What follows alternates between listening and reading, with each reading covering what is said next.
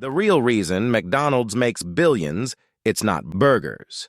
McDonald's is not a fast food company. It's one of the largest real estate businesses in the world. The burgers are just how they collect the rent.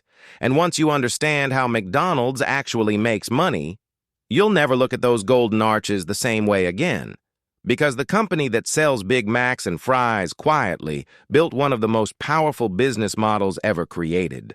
One that generates billions, whether customers buy burgers or not. Today we are breaking this story down into 4 parts. Part 1.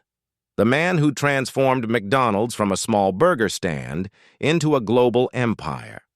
Part 2. The real estate secret that changed everything. Part 3.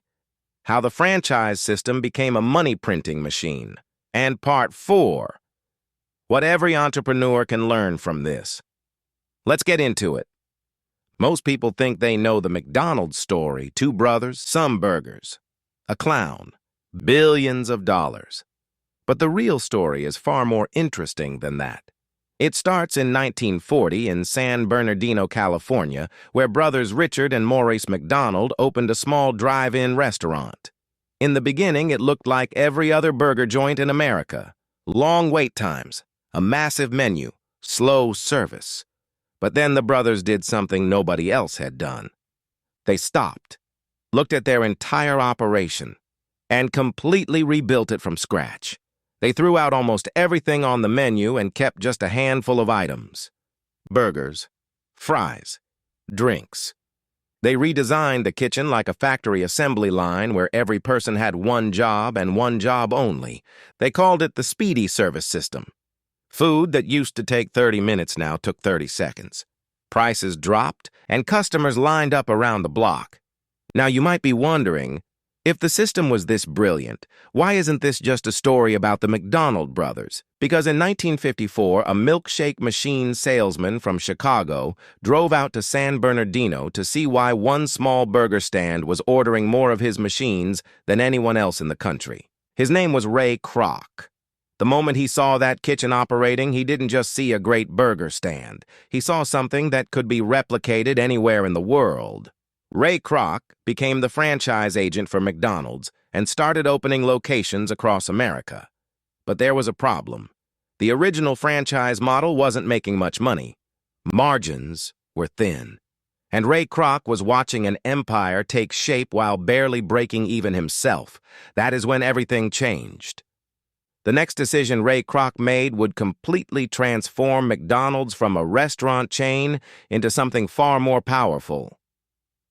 Here is the part of the McDonald's story that almost nobody talks about. Most people assume McDonald's makes its money selling burgers and collecting royalty fees. But those are not where the real money comes from. The real money comes from land. In the late 1950s, Ray Kroc partnered with a financial advisor named Harry Sonneborn, and Sonneborn told him something that changed the entire direction of the company forever. He said, "We should not be in the restaurant business. We should be in the real estate business. Here is exactly how it works. McDonald's identifies prime locations. Busy intersections, high-traffic roads, growing neighborhoods, places where a business is almost guaranteed to succeed simply because of where it sits. Then McDonald's either buys that land outright or secures a long-term lease on it. And then, here is the genius part. McDonald's leases that same property to the franchise operator at a higher rate than they are paying for it. Let's put simple numbers to this so it really lands. McDonald's secures a property and pays $8,000 a month. They lease that same property to a franchisee for $14,000 a month. That $6,000 difference goes straight to McDonald's every single month, every year. Whether the restaurant is busy or quiet, whether sales are up or down. And on top of that, McDonald's still owns a valuable piece of real estate that grows in value over time. You might be wondering, what does the franchise operator actually take on in this deal? Everything else. The labor, the food costs, the staffing, the customer complaints. The franchise operator carries all of the operational risk while McDonald's sits back and collects the rent. Ray Kroc said it best himself. And this is one of the most important quotes in business history. We are not technically in the food business, we are in the real estate business. The founder of the most famous fast food company on earth said they are not in the food business. That single insight is the entire key to understanding how McDonald's became one of the most valuable companies on earth. Now that you understand the real estate foundation, let's look at the full picture of how McDonald's generates its billions. Because the real estate is just one of 3 revenue streams flowing into McDonald's every single day. Revenue stream number 1, the initial franchise fee. When someone wants to open a McDonald's, they pay an upfront fee just for the right to use the brand and the system. That fee currently sits at around $45,000. Revenue stream number 2, ongoing royalty payments. Every month, franchise operators pay McDonald's a percentage of their total sales, not their profits, their total sales. So, whether the operator is having a good month or a bad month, McDonald's gets paid regardless. Revenue stream number 3, and this is the big one, rent. McDonald's collects rent from operators on properties it owns or controls. This is what separates McDonald's from almost every other fast food chain on earth.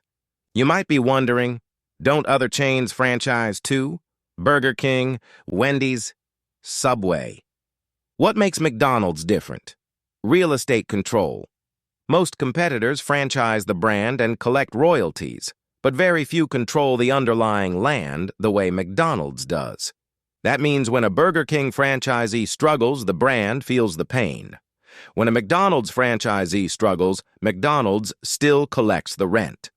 And during economic downturns, this model becomes almost bulletproof. People still eat affordable food. Land still holds its value. The rent still comes in. During the 2008 financial crisis, McDonald's was one of the strongest performing stocks in the entire market. Not because people suddenly loved Big Macs more, but because the business model underneath the burgers was built to survive almost anything. The customer thinks they are buying a burger. What they are actually doing is feeding a real estate empire. So what can we actually take from this? Because this is not just a story about McDonald's. This is a story about how the greatest businesses in history are built. The biggest fortunes are almost never made from the obvious product. Amazon appears to sell products online. But what Amazon actually built was the world's most powerful logistics and cloud computing infrastructure. AWS generates more profit than all of Amazon's retail operations combined. Google appears to sell search results. But what Google actually owns is human attention. McDonald's appears to sell hamburgers. But what McDonald's actually owns is the land underneath those hamburgers. The pattern is always the same. The product gets you in the door. The system underneath the product is where the real wealth is built. Ray Kroc didn't become one of the most important figures in American business history because he made a great burger. He became important because he understood something most entrepreneurs never figure out. The real competitive advantage is rarely what everyone else is competing on.